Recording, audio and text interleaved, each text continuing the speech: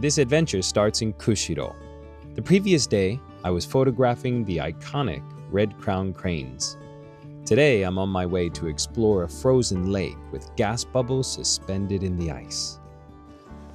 I was coming down the highway, and as I was driving, there was hoarfrost on the trees on either side of the highway, and there was absolutely no way I could stop. And I know everybody has had this same experience of driving along and the pain of seeing something that is worth shooting, and there's absolutely no way you can stop. I spent more time here than I probably should have, and I took a lot of images, but it just wasn't feeling right. I wasn't happy with the results. When I finally decided to leave, the light had risen just enough to backlight a stand of reed grass at the back end of the field. The hoarfrost made them look illuminated from within, and with a dark background, I was in heaven.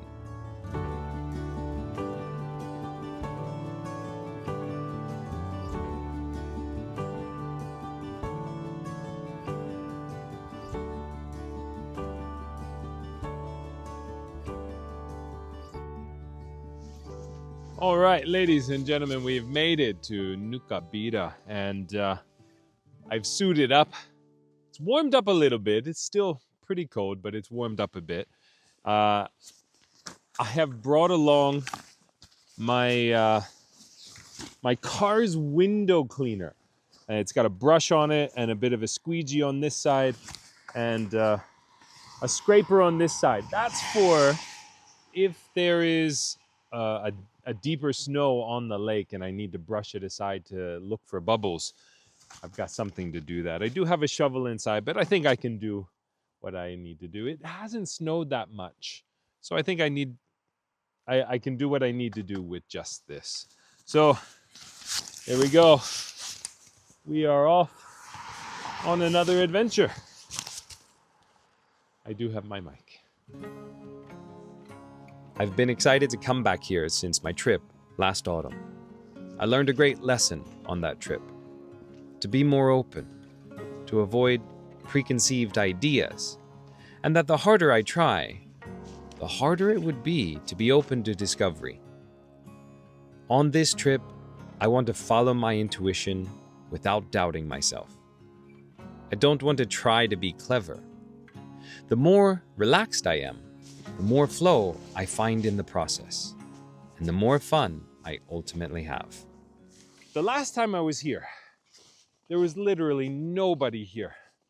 I had the entire place to myself, but now it's a happening place. There's ice fishermen over here. There's people doing cross-country skiing over there. There was a bicycle event going on somewhere. And there was a cafe, a tent cafe at the entrance. Yeah, this is definitely a happening place to be. A little unnerving to be walking across this thick ice. It's about 10 inches thick. But this is my first time walking across whoa, beautiful. This is my first time walking across a frozen lake. So the moans and groans are a little bit unnerving. Whoa. Look at that. Yeah, there's more of that to come, definitely. More of that to come. First, Taoshibetsu.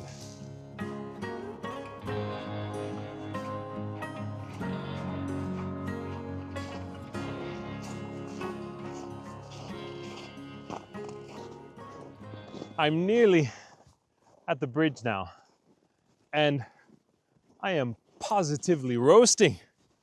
I did not expect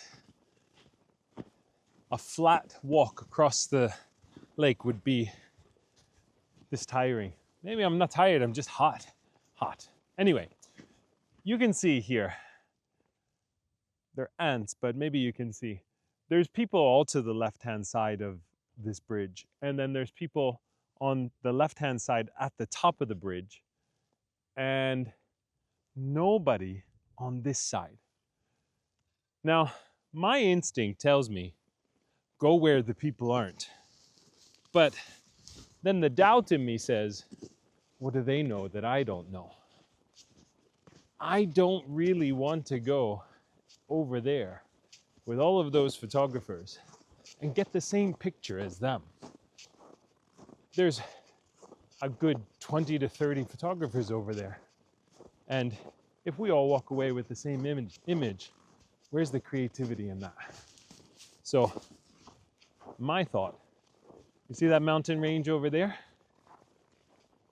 I'd like to see if I can get a shot with Taoshibetsu and that mountain range from atop that little rise. Yeah, that's my thought anyway.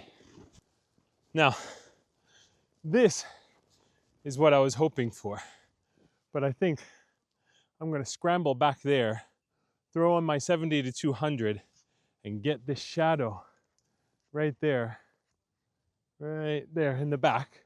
Get that shadow and Taoshibetsu and the mountain over there. Now it looks like all those photographers that I was talking about are taking a group photo. And after they take their group photo, their tour group is going to leave. And then I'll have a better shot. Let me climber up here and I'm going to set you down. Okay, it looks like my prediction was right. That photography tour group is starting to move off, but my shadow is getting long, so I have mere minutes to get this shot before this lens is no longer effective. I do have the wider lens, but then what I'd have to do is take as zoomed out as I can to 35 millimeter and then probably crop it in post, which is not necessarily a bad thing, but I would much rather nab it in camera. So also I got to wait for the cloud cover to move off of the mountain in the background. That peak, just as I was setting up, just misted over completely. Now it's possible that that's there to stay. I hope not, but maybe I'll have a short window to nab that peak. Fingers crossed.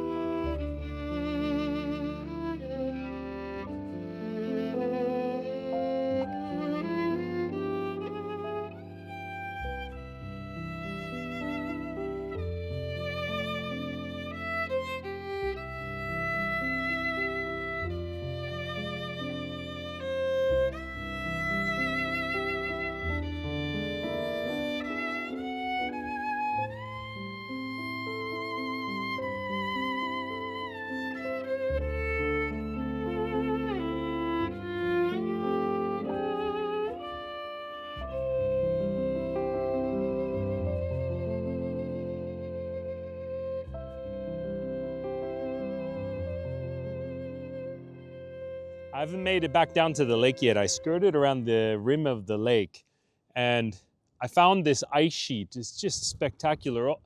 Earlier I mentioned that there were some tree stumps that had, the ice shelf had dropped and the stumps had cracked through the ice. And this is one of those. And you can see that it happened in stages. It wasn't in one go.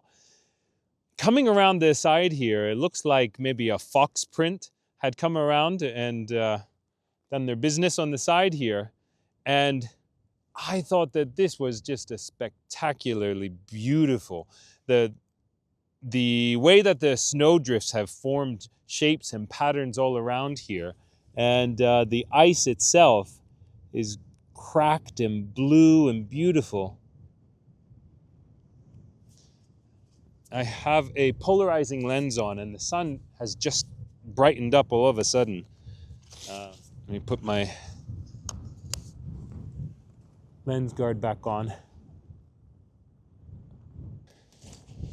Wind is really picked up as well.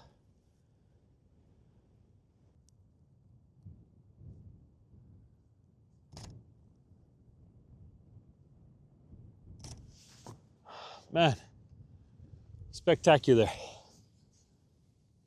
think I've said that quite enough today, haven't I? Beautiful. Actually, that's my word, isn't it? Beautiful.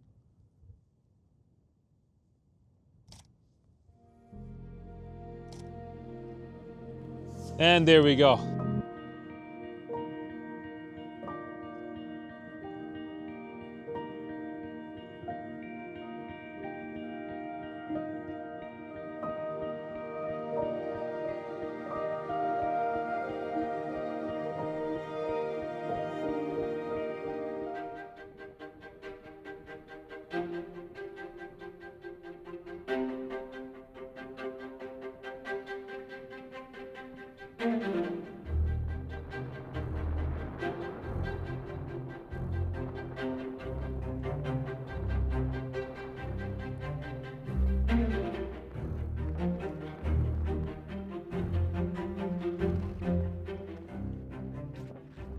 Dun dun dun dun dun dun dun dun dun dun dun dun dun dun. Triple South Cow double verse removed. Dun dun dun dun dun. Moonwalk. Dun dun dun dun dun. Whoa. Man, I could spend a week just in this location alone. There were so many things I had to bypass because this was the goal today, to take the shots of the bubbles and Taoshibetsu Bashi, the bridge. Oh man, it just really, this wind is just robbing me of my warmth. The shot that I have lined up, I am on a fault line, a crack. There's 1, 2, 3, 4, 5, 6 cracks just in this one place alone. And the depth of the bubbles, we're looking at least 30 centimeters. It's about a foot. And unfortunately, this snow is getting in the way. I'm gonna have to use my brush, which I brought just for this very purpose.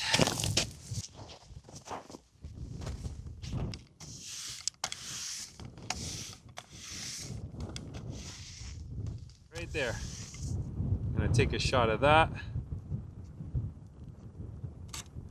Beautiful. Beautiful. As you can probably see behind me, the snows are coming, the wind is not letting up, but man, this patch here is just filled with so much possibility, and that's all I'll call it, is possibility. This abstraction and the depth of the bubbles coupled with the cracks in the ice. I really love that fractured look, and it's just so much fun to play with. Now, I could leave the camera on and just have lots of B-roll of me swarming around the different places and taking shots, but what I'm going to do is I'm going to leave it at this, and I'm going to put up the best images. I already have 2 that I love. So the one that I just introduced and a couple more that I've taken, but there's one that I absolutely love. So I don't want to spend the rest of this episode introducing all of these different images. So yeah, I'm just going to put up the best ones, and then on the other side of that, I will give a wrap up to this episode. All right, I'll see you soon.